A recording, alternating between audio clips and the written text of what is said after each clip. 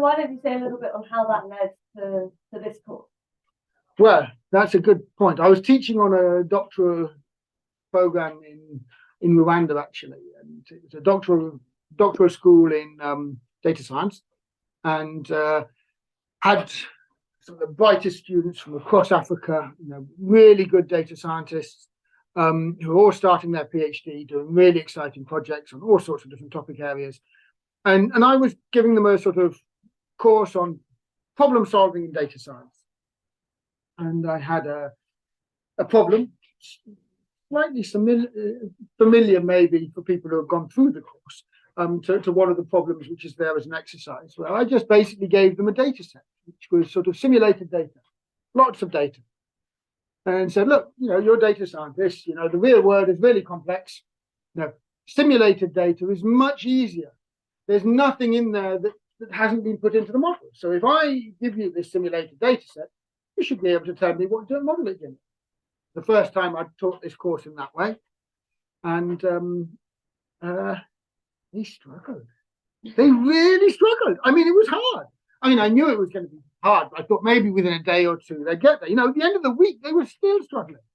Actually, more than a year on, some of them would come back to we've been interacting. It was hard. And what I realized is that actually, with all the advances that have happened in data science, with machine learning, and with the way people are analyzing big data, some of the basics have got lost. Some of the basic skills of looking at data, of exploring data and drawing information out of data, which statisticians sort of used to have or have on data of a certain type, aren't being brought to the forefront as skills which are needed to work with data.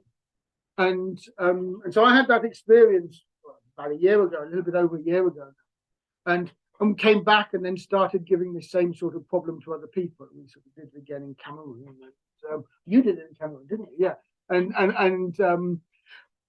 it sort of then the opportunity came up with touring about this idea of sort of ethical, sort of trying to get ethical machine learning or AI, and really how do we support people to do responsible AI? And it really struck me that you can't do responsible AI unless you can draw accurate information out of data. It seems obvious. But, so that was the basic premise, that sort of, there is a simple skill which needs to be acquired before you can even think of doing responsible AI. And that we're not teaching that skill well enough. I mean, I know this more generally in statistics because I'm in statistics. I was in statistics education, and this is a hard thing to teach.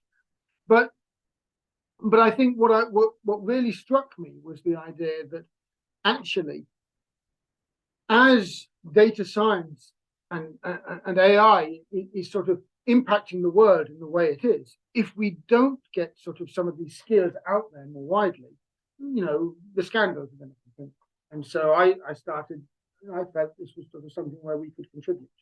And I'm delighted with what's been really fun is that it's forced us to interact with people who I think otherwise would have not been part of this part of the conversation.